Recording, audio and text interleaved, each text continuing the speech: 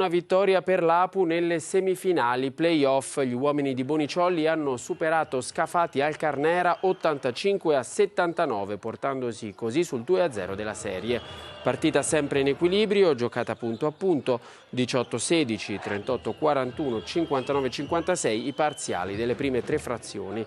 Poi, sostenuta dal tifo dei 500 sulle tribune, Udine è riuscita a mettere la testa avanti in un finale da tenere il fiato. È stata una schiacciata di Johnson a mettere il risultato definitivamente in cassaforte.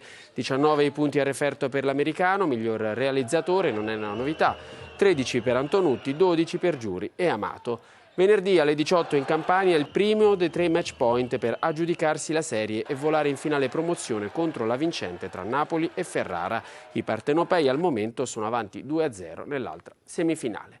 Sentiamo allora la soddisfazione di mister Boniciolli al termine della partita. È stata una battaglia pazzesca, giocata, era prevedibile che noi soprattutto nel primo tempo non tirassimo con le incredibili percentuali da 3 punti. Gli allenatori, quelli preparati, dicono l'abbiamo vinta per i dettagli. In realtà l'abbiamo vinta perché abbiamo avuto 2 minuti più di resistenza alla fatica.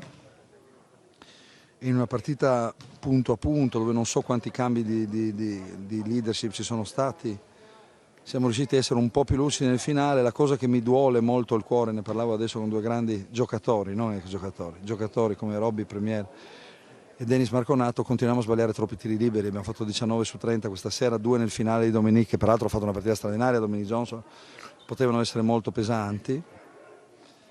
Però, come diceva un antico filosofo italiano, è meglio essere 2-0 che 0-2, e quindi abbiamo 3 partite durissime. La prima sarà un assalto all'arma bianca.